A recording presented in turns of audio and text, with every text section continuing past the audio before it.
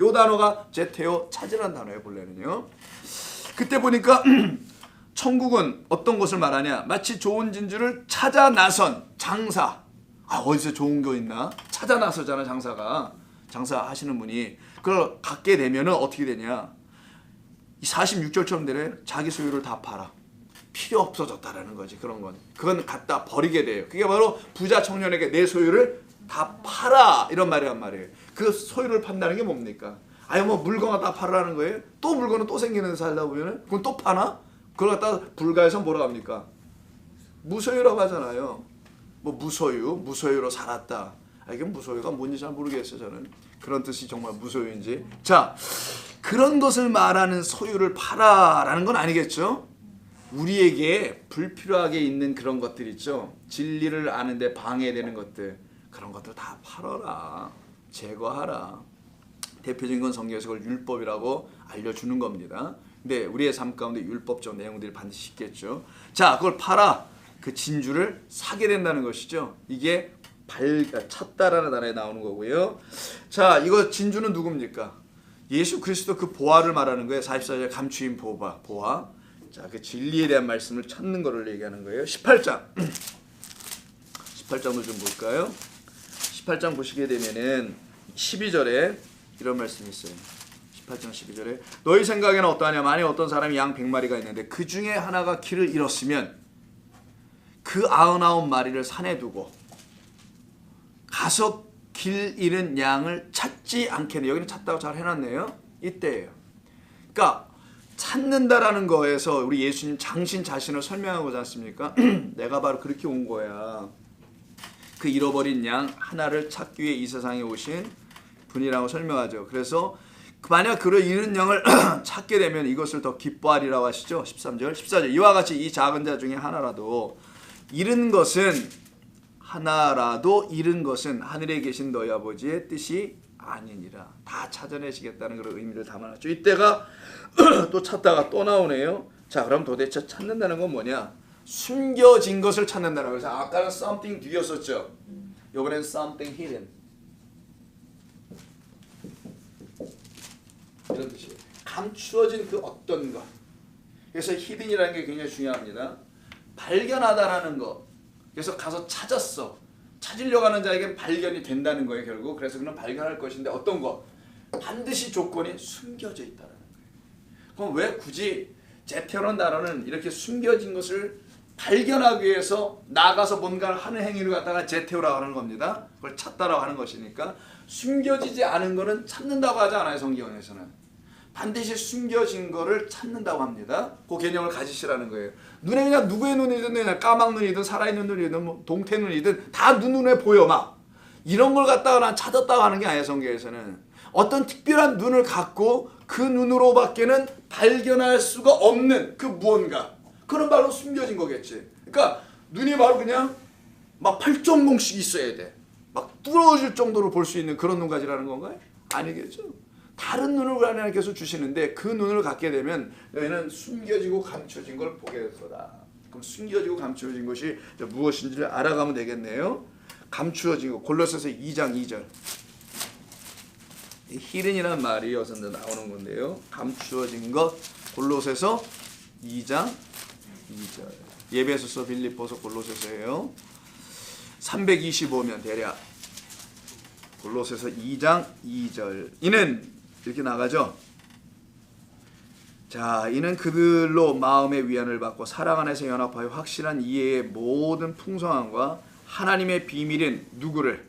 그리스도를 깨닫게 하려 함이라 라고 하죠. 하나님의 감춰진 비밀이 있네요. 자, 이게 감춰졌다는 말, 비밀을 감춰진 것을 크립토라고 하지만 이 비밀, 하나님의 무스테리온인데 하나님께서 감춰 놓으신 그 신비한 비밀, 바로 그리스도 예수입니다. 그리스도를 깨닫게 하려 함이라. 그 안에는 지혜와 지식의 모든 보화가 나와 있네요. 그래서 아까 보화 나왔죠. 13장에서 마태복음에 그 보화가 감추어졌기 있기 때문이다. 이것을 발견해내는 거. 예배소서 하나 볼까요? 앞으로 반대편으로 가시면 예배소서 1장 9절. 예배소서 1장 9절. 그 뜻의 비밀을, 비밀입니다. 그 뜻의 비밀을 우리에게 알리신 것이요 그의 기뻐하심을 따라 그리스도 안에서 때가 찬 경륜을 위하여 예정한 것이다 할 때 그 뜻, 그 위에 있는 예수 그리스도를 말하는 거거든요. 그 말씀 안에 있는 그 뜻, 그것을 발견해내는 것, 감추어져 있는 것을 찾는 것, 이게 바로 제테오라는 단어가 갖고 있는 특징입니다. 세 번째, 두들기라란 말이죠. 두들기. 다시 본문 한번 가볼까요? 자, 세 번째 7절에서 너희는 두드리라고 되어 있네요. 자, 두드리라 그리하면 너희에게 열릴 것이다 라고 하는 게 있죠. 두드리다. 두드리다가 쿠로입니다. 쿠로예요.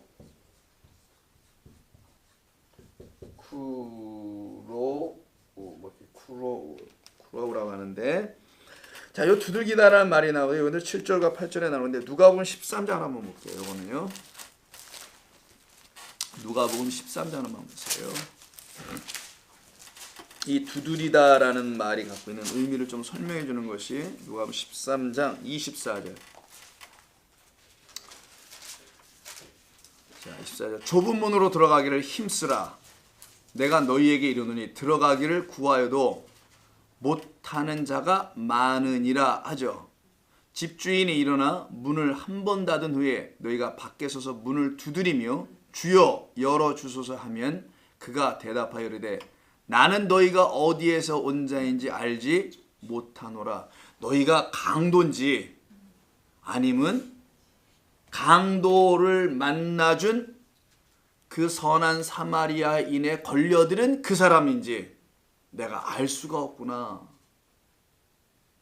그래서 문을 안 열어주는 얘기가 나오죠. 두들겨도. 요때 문을 열다, 두드리다라는 것이 있죠. 그 두드리다가 여기서 쓰이는 거예요. 그럼 두드리라는 단어가 사용되는 데는 계시록 3장 10절에도 있습니다만은 문 밖에 서서 이렇게 두드리는 모습이 나오죠.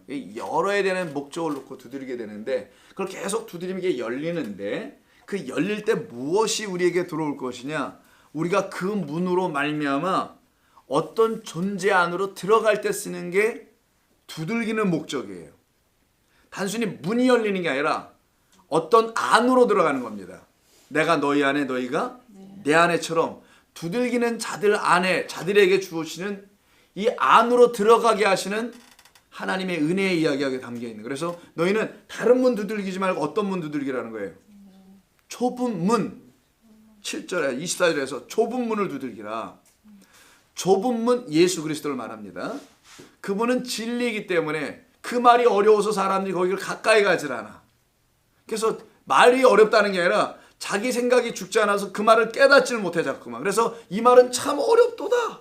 그래서 제자들이 떠났다는 오늘 새벽기도 기도에 말씀도 있었었는데 그래서 제자들이 떠나버려 그냥 막 따라왔다는 사람들이 갈수록 태산이야. 갈수록 못 알아듣겠어요. 이게 뭔 말이야 이 집어쳐. 쉬운 말로 해주지 않고 이러고 막 나가더라는 거예요. 이게 제자들의 상황이었어요. 오늘 본문에서 여기도 나오는 거거든요. 그 좁은 문으로 들어가지 않는 자. 진리라는 게 무슨 이게 커다란 문으로 아무나 쑥쑥 들어가는 그런 문이 아니라는 걸 말합니다. 그거는 세상 사람들이 들어가기를 좋아하는 문이죠. 누구든지 딱 보면 아는 거. 와, 저 문으로 들어가야지 출세해. 저 문으로 들어가야지 인생이 쫙 펴져. 이렇게 누구든지 아는 그런 문이 아니라 감추어진 그 문. 그래서 사람들에게 관심도 없어. 조그만 문이라. 그런 문으로 들어가라. 진리를 알려주는 자를 말하는 거예요. 그 안으로 들어가서 거하는 자. 이렇게 된 자들만 안으로 들어와서 내 안에 지금 같이 있는 거예요. 근데 뒤늦게 와가지고 문을 두드리려는 거 누가 안 열어줘. 이 상태입니다. 이때가 쓰는 게 두드리다예요. 그럼 문을 두드리면 어떤 일이 벌어지냐? 당연히 그 문이 열리겠죠. 근데 오늘 본문에서는요. 문이란 단어는 없습니다. 문이란 단어가 헬라어 뚜라라고 하거든요. 이 뚜라라고 하는 이 단어가 없어요. 이게 문이에요. 원래가. 그냥 두드리다예요. 뭘 두드려야 되는지를 말을 안 해놨어요. 근데 우리는 두드린다 하면 뭘 두드려요? 아, 여러분 그 문만 두드립니까? 여러분 어렸을 때 수박 고를 때 수박 두들겨 보시고요. 어렸을 때가 아니지 뭐. 지금도 이렇게 수박 이렇게 두들겨 보죠. 수박 두들고 여러분 또 이렇게 머리도 이렇게 두들겨 보잖아요. 그렇게 왜 두들겨 봅니까? 내가 두들길 때 딱 하나밖에 없어요. 오늘 머리가 많이 비었나? 좀 찼나? 뭐 이런 거 두들겨 보기도 하고. 근데 두들기는 게 꼭 문만 두들기나 여러분? 아니죠. 마음도 두들겨보고 두들기는 거 상당히 많은 은유를 포함하고 있어요. 그 사람이 어떤지 마음 남은 거 두들겨보고 뭐 여러 가지 또 이런 말도 있어요. 두들겨 패다. 꼭 두들기는 게 문만 두들기는 게 아니에요. 두들겨 패다. 그래서 제가 웃기는 말을 하는 게 아니라 이 크루가 나악이라는 이런 뜻도 있지만 비트라는 뜻도 있다라는 거예요. 두들기다. 그러니까 빗 치는 거 두들기다. 그래서 두들겨서 쫙 펴내는 것. 그래서 옛날에 그 스미스들이라고 하죠. 은색공이라든가 금색공 이런 사람들이 금 덩어리 가지고 탁탁탁 펴가지고 다 여러분 신라 금관총 이런 데 가면은 뭐 가보지 못한 것 같은데 이게 신라 왕들이 이렇게 쓴 이렇게 번쩍번쩍 이렇게 얇은 그 금 판들 있잖아요. 이렇게 구슬 같은 게 달려 있는 거. 그게 다 어떻게 합니까? 쳐서 펴서 만들어. 그래서 성전에 있는 촛대도 금 한 달란트로 촛대가 등잔대도 한 달란트를 쳐서 펴서 만들게 돼 있어요. 보통 기술이 아닌 거예요, 여러분. 땜빵에서 붙이지 말라는 거예요. 이걸 한 달란트를 가지고 쳐가지고 초 7대를 만들라는 거예요. 그냥 붙여가지고 몽땅 다 하나로. 이게 보통 기술이 아니에요. 그때 이걸 치다 쫙 펴서 만들어가는 걸 갖다가 프로라는 단어를 쓰는 거예요. 그러니까 두들겨 패다. 뭐를? 여러분 집에 들어갈 때 문을 두들겨 패고 들어가시는 분 계세요?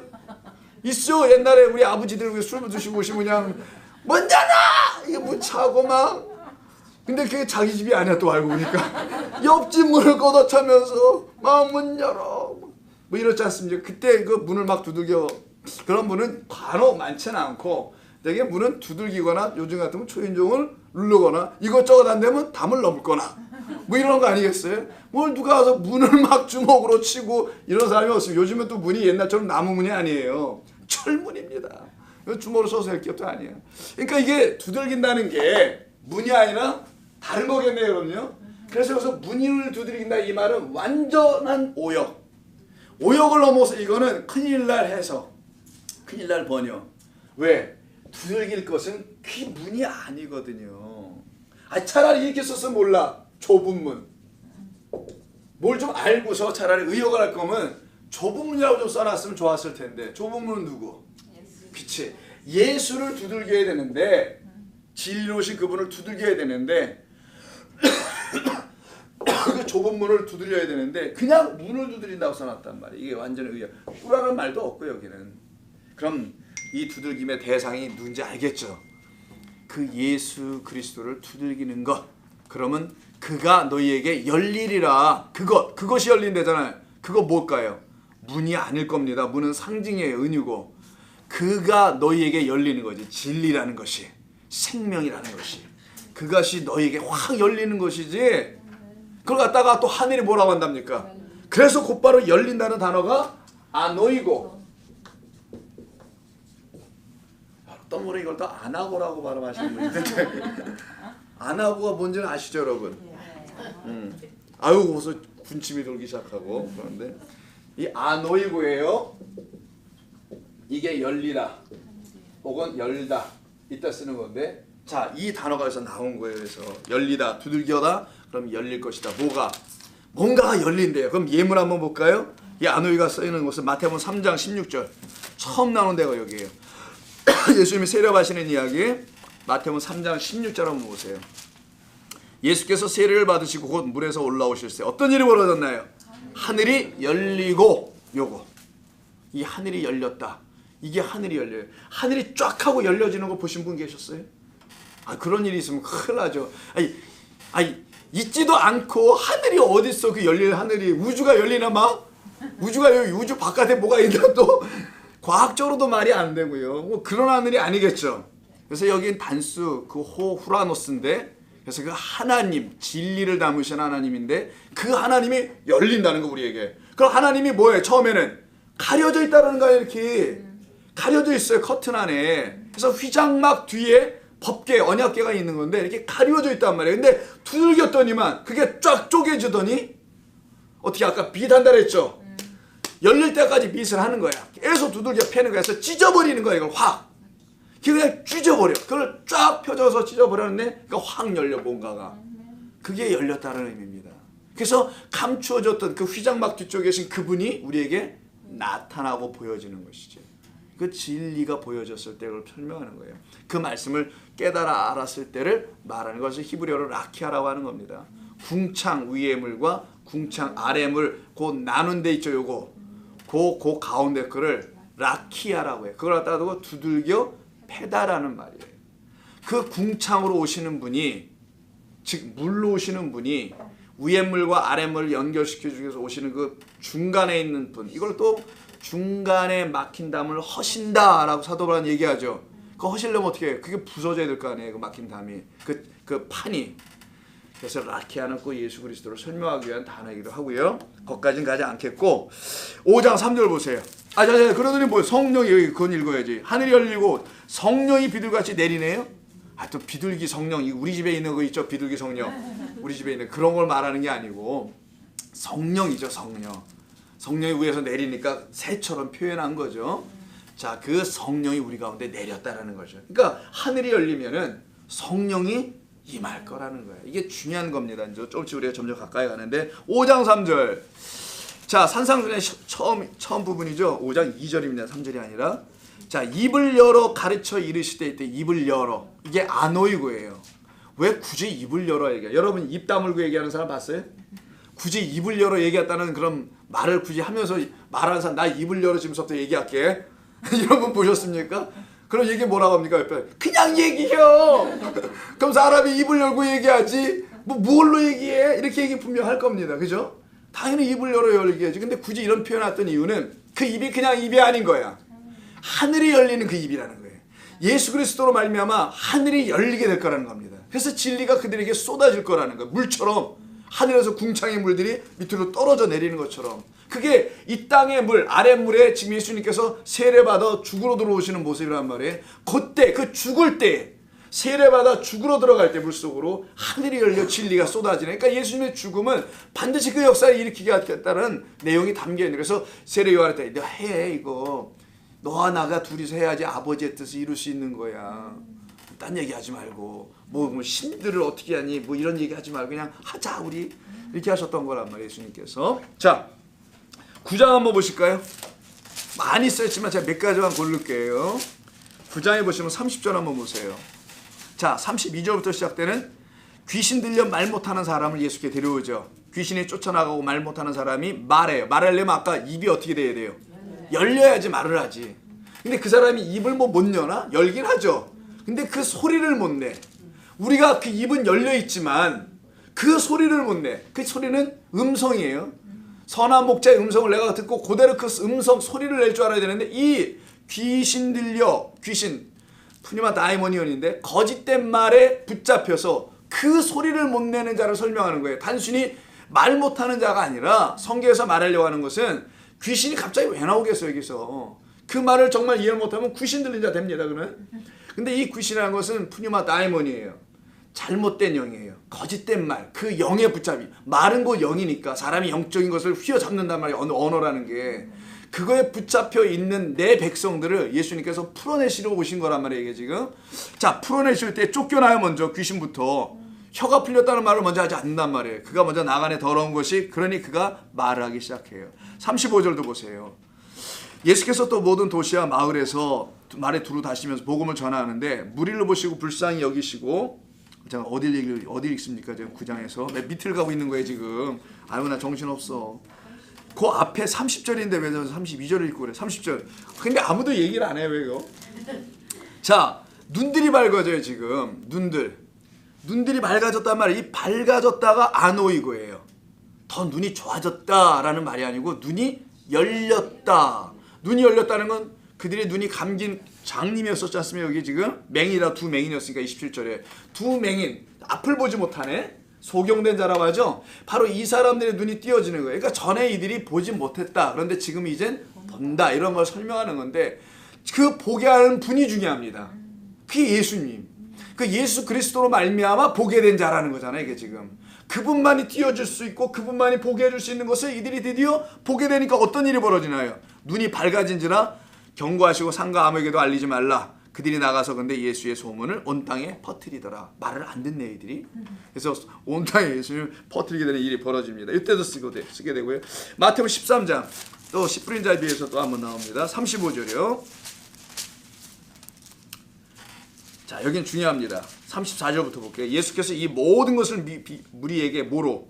비유로 말씀하시고, 자, 파라볼레 옆에